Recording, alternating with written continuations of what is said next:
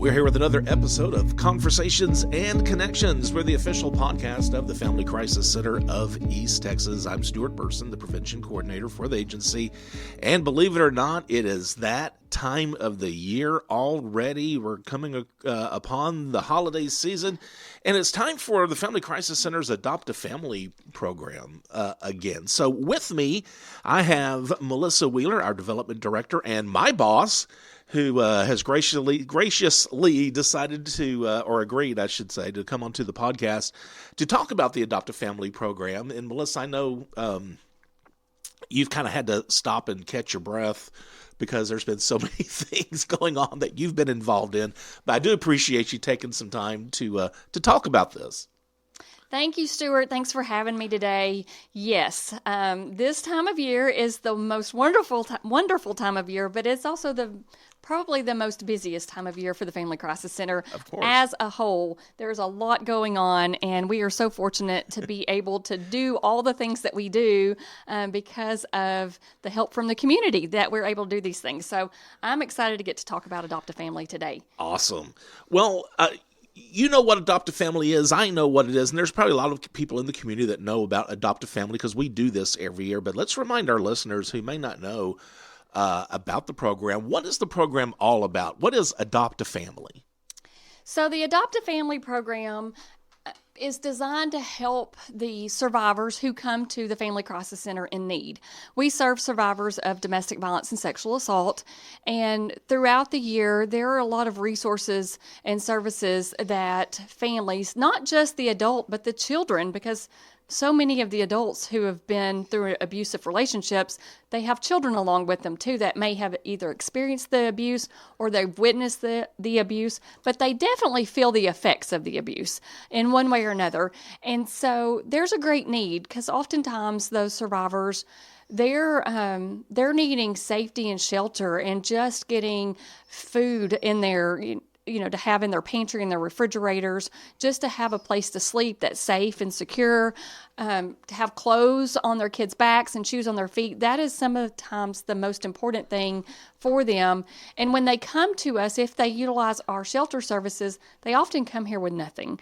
They left maybe in the middle of the night and just have the clothes on their backs and the shoes on their feet and whatever they might have had in their vehicle, and they're unable to go back and pick up those items that they had to run away from and leave for safety reasons. And so especially when they come to us closer to Christmas time, they're just not able to go back and pick up all the things that maybe those children are accustomed to having. And sometimes those kids, they haven't had anything. So even anything new in a very long time because of whatever that situation at home looks like. So we want to do our best to find the magic in Christmas for them and share that with them as much as possible because these kids are dealing with trauma issues, maybe mental health issues. They may have some disabilities already, physical and learning disabilities.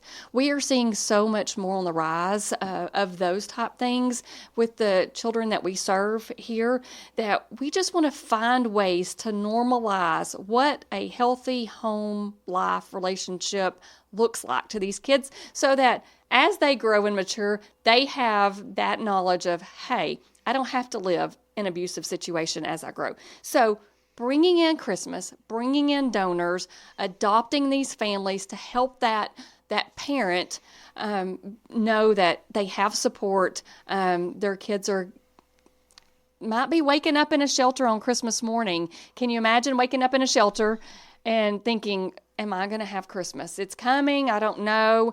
And then to get here and maybe have the best Christmas you've ever had because you really haven't had a Christmas, but because we do what we do and donors, you guys do what you do and you provide and you help, you give them an experience maybe they've never had before, and it could be the very best experience ever. And even our outreach clients, them getting to pick up these Christmas items and take them home and their children to open them up on Christmas morning is such a warm, joyful feeling to know that when you see these parents walk through the door and they pick up their items and they're in tears because they didn't know how they were going to be able to give one gift, much less a suit of clothes and maybe 3 little items, Sure. gift items. So So you ask, how I gave you all that information to tell you this is how the process works for us. Our advocates work with our clients who are coming in. These are active clients. You can count on these are clients that we've been working closely with. They are participating in the agency programs and working hard to move forward.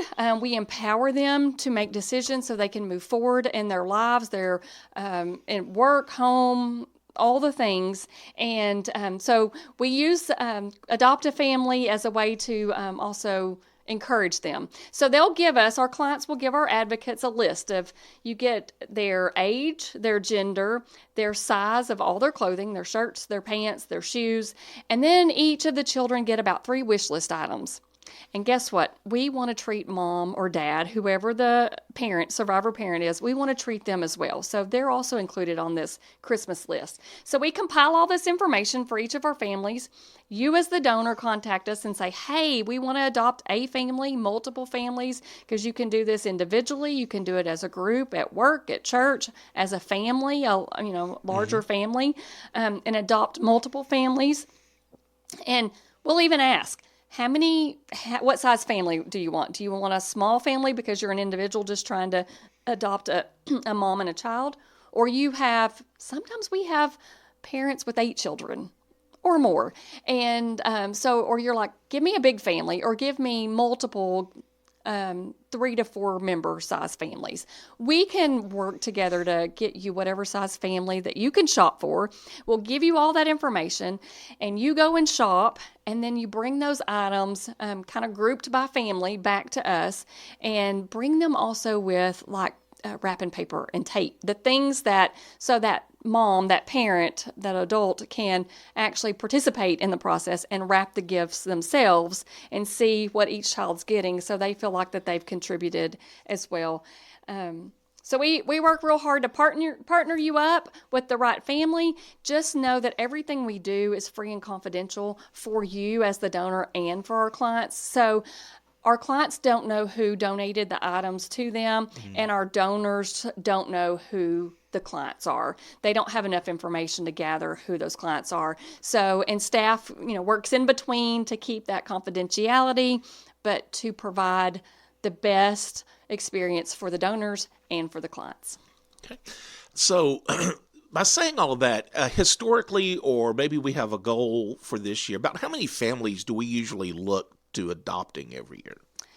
Typically, when we look back on average, we have around 80 to 90 families with children.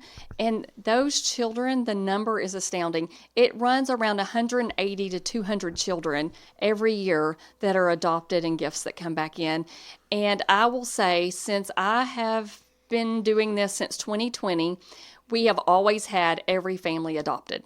So the goal this year is, no matter the number, even if it increases, that we have every family adopted. So we work real hard to continue to push that message out, find donors to meet the needs of those families and clients. Yeah. Well, I know sometimes it's a unique situation. We plan on a certain amount, we get these families registered and adopted, but I think we were talking about this the other day. There might be a family that comes in on Christmas Eve.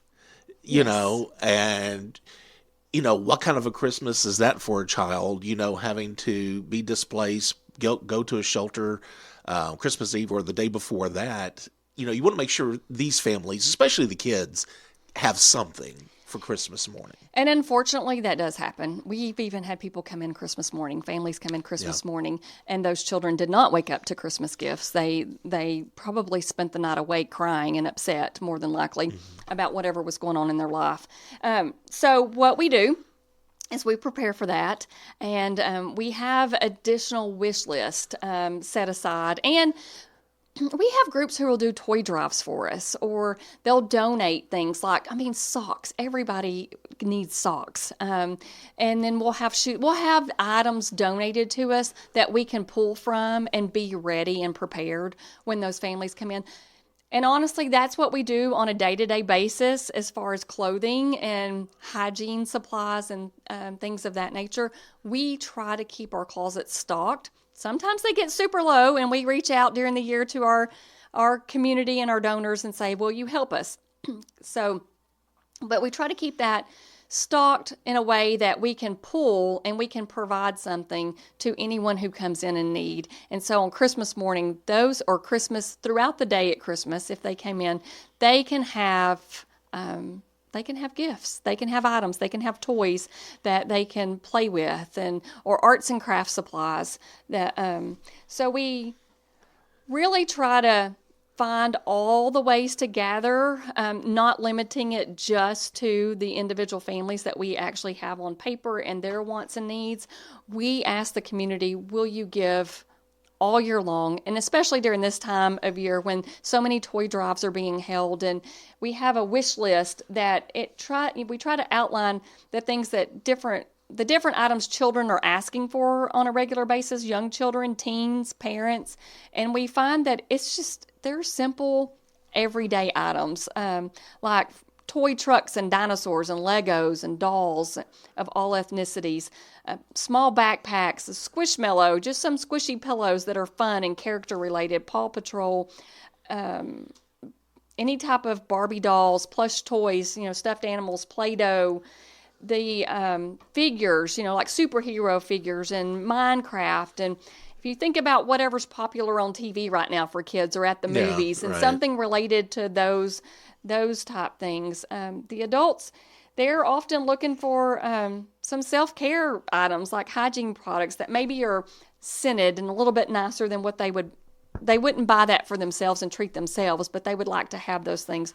Fingernail polish, just simple things. And some of our teens even, they want some makeup, some fingernail polish, some body sprays, some hair products, things to fix your hair with for the older girls.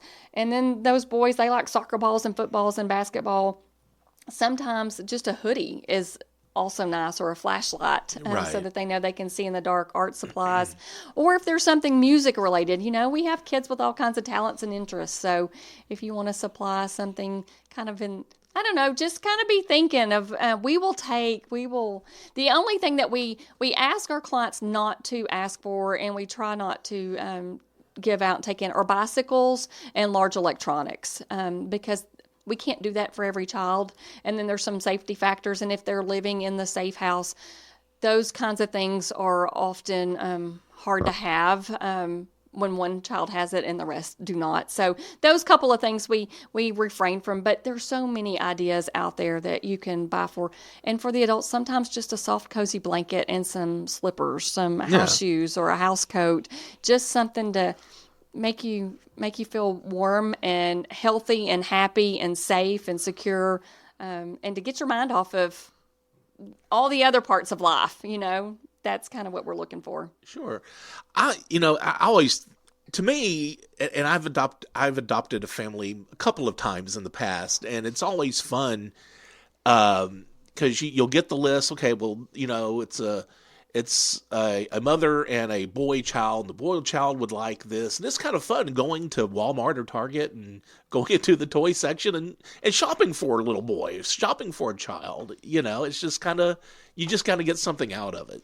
Yes, it's so good to know that you're giving a gift that someone's not expecting at all. They have no idea that anyone's even thinking about buying them a gift. I mean, you just think about yourself, and when someone that you didn't anticipate, sometimes you think a particular person always gives you a gift. So that you have this expectation, even though you're not really expecting anything, but you still know that they usually give you something. But when someone out of the blue gives you a gift even a small gift, a small token of appreciation, of thoughtfulness, of kindness, and that's not something that you even dreamed would happen, it helps bring the spirit of everyone up. And so that's what we like to do. And I want to add too that we try real hard to keep a Amazon registry list. You can look up the Family Crisis Center and have different items listed on that registry for Christmas toy drive type things. We have other drives that we've done, and we've put items out there just to give you some ideas of what we could use, like sleepwear. If you wanted to just give sleepwear even during this time of year, it's cold and we need sleepwear that's warm and helps keep people cozy, and a few other items that and different drives that we have that we use throughout the year. You're welcome to shop from any of those and ship them right to us. And so you don't even have to touch them and bring them. You can just send it right to us. And then, of course, if you're like, I'm not the shopper type, I don't really have time to go to the stores and try to figure out. I have a hard time deciding. I know that's me sometimes. I want to buy everything, and then I have to narrow it down, and it gets really complicated for whatever reason in my mind. But or I'm not much of online shopping, and you just want to donate money or gift cards. We can take those too, and then we will use those gift cards to purchase anything that we need to purchase. Because sometimes our gifts, our families, their gifts come in and they had a hard time finding a pair of shoes, and they really wanted a pair of shoes to go to that child. And so our advocates will go out and shop for those shoes, for that shoe size, and get those things for those kids. And we'll use those gift cards or those monetary donations to Adopt a Family program to go shop. Mm-hmm. Or those last minute people who come in that we might not have something for, and then we have that ability to go buy what we need and it not have to come out of the agency's general revenue, because we do have general revenue to spend, but it is limited on what we can. To some degree, you only have so much money. So when you have money coming in for programs like this, specifically for it helps to be able to use those dollars for this program and to make it happen and not have to use the agency's other monies that it kind of has it allocated for other expenses. Right. So if somebody's listening, they are interested in adopting a family, what is the deadline? When do we need these families adopted by? Well, we ask that, and we're going to work our hardest and do our best to get every family adopted by Thursday, December the 5th. That way it gives you time to shop. You basically would have a weekend to shop. Mm-hmm.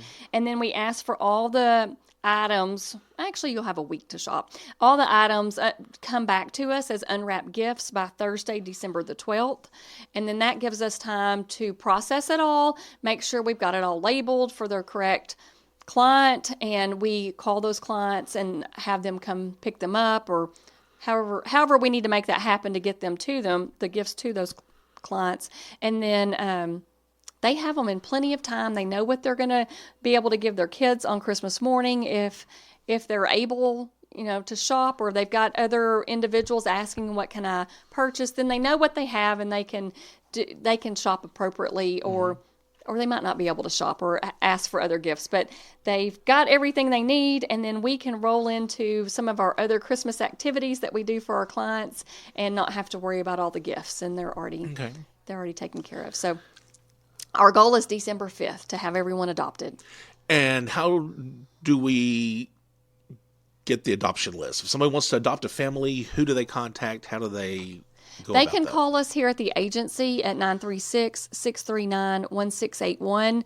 They can ask to speak to me, Melissa Wheeler, or they can ask to speak to Mallory Harris. They can send an email to mwheeler@fccet.com, and then what we'll do is we'll send them an email back with the family information that they've adopted, and just general information that they need to know. Gives them time to go out and shop. And then if they have any questions, they can just, follow up with us, and we can help guide them how they need to go. Well, also, besides Adopt a Family, we're also doing our food drive. Let's talk a little bit about that. Explain the food drive, what we're looking for, and how that works. So the food drive is really important because we all like to eat, right? It's important to eat every day. And the way the Safe House works for the agency and the clients residing there, it's a 39-bed facility, and we can do overflow up to 44. And this year, we have really been running at capacity for a good portion of the year, which is a lot, serving a lot more people in that shelter than maybe even last year. And so our pantry shelves, we try to keep them as stocked as possible, but I took a tour back there the other day, and we really had some holes that need to be filled in the pantry. And what happens is whenever we haven't had donations of food coming in, then we have to go shop for those items. And just a very small portion of what we spend on groceries on a weekly basis is actually paid by grants. The rest of it comes out of general funds. It comes through donations and the the shoppers at our thrift store and that revenue, able to use that for groceries.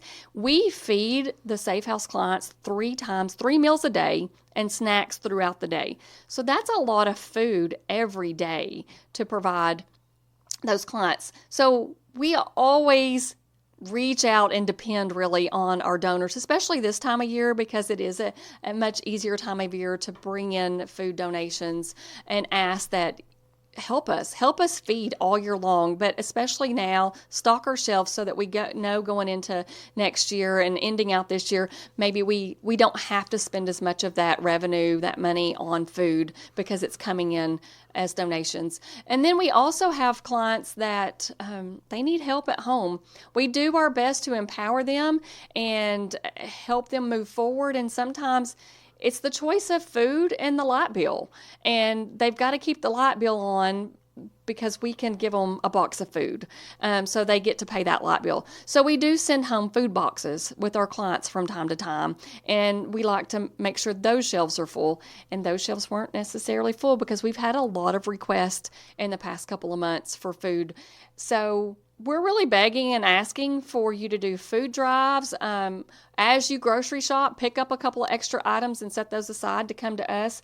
We want to make sure that everyone knows that it works best for us to have unexpired foods that are non-perishable that would go on the shelf. Our grants require us to not have expired food. Once it's expired, we cannot serve it. If it's dented, if a can is dented, we can't use it. We have to set it to the side. And we actually have another agency, a nonprofit, that we can donate those to, and they can utilize them as long as they're not in too far expired or too bad of a shape of a packaging. But we at the agency are not allowed to use expired items. So we really push unexpired, non-damaged, non-perishable food items. If you have the ability to supply refrigerated or frozen items in quantities that are not expired, contact us, because we can, oftentimes we can take those too. We just might want to make sure and kind of talk through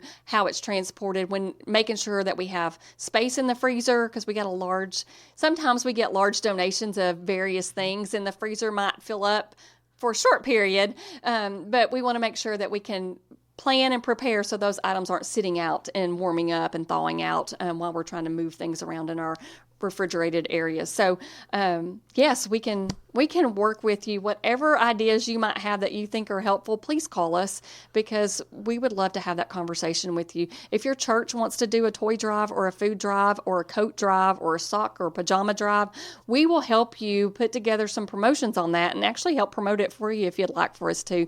And we'd love to take a picture. Everyone who brings in donations would love to gather pictures and be able to share with the community, because as people see that we have donors of all these various items, then others want to donate too. So, and it just turns into a wonderful time, a wonderful, exciting time. And to donate food, same avenues of communication, I guess. They can call or email to, is it best to maybe see what do we need, or just if you have something, just bring it? You can just bring it anytime. You can bring it to any of our outreach offices that we have in Lufkin, Nacogdoches, Crockett, St. Augustine. Our thrift stores in Lufkin and Nacogdoches will even take food over the weekend, and then they'll let us know that food donations, as long as they're non-perishable, right, those will they'll let us know those came in, and we can pick those up. But we really like for them to come to our offices if possible. And we've even done the same thing on our food drive as we did for the Adopt a Family Christmas. We've got a whole shopping list of items, because we tend to think holiday foods this time of year, but the reality is throughout the entire year we use, and even during the holidays, we use a lot of different things like spaghetti noodles and tomato sauce and crackers and soups and green beans, cans of beans, and salt and tea and Kool-Aid, cornbread mix, coffee, creamer, cereals, jelly, snacks, brownie mix, cake mixes and icings and cookies and tuna fish, and just those general foods that are easy to grab. Sometimes those work as good as cans of corn and sweet potatoes and stovetop stuffing. And we like to have all those things too. But we like for people to think, okay, what do they need on a day in, day out basis as well. And when you're feeding all these people and they're rotating through. And so just anything that you would fill your pantry with, we would love to have our pantry filled with that as well. Awesome. Okay. Melissa, thank you so much for taking time out of your busy schedule. Let's talk about that. And is there anything else we need to mention before we wrap things up? You know, there's probably plenty to talk about, Stuart. And Stuart does such an awesome job of helping promote all of these items and all the things we have going on. And he even goes out and talks to your group. So if you want someone to come share, if you're thinking, I want to do a drive, I want to get our group together, but I don't want to just collect items. I want someone to come speak to us and tell us about why this is important. Stuart's awesome at that. I can do that. Any of our staff can do that. So let us know, and we would be happy to come help you have enough information to provide your group so that they know who they're supporting and why. All right. Thank you, Melissa. I really do appreciate that. Melissa Wheeler, Family Crisis Center Development Director, talking about the Adopt a Family program as well as the food drive. And again, if you have any questions or if you feel like you need the services of the Family Crisis Center, I do want to remind you we do have a toll-free number, 24-hour hotline. That's 1-800-828-7233. Also, be sure to subscribe to Conversations and Connections. You can do that through Spotify, Apple Podcasts, and pretty much any podcast service of your choice. Remember, be the voice. If not for you, for someone else.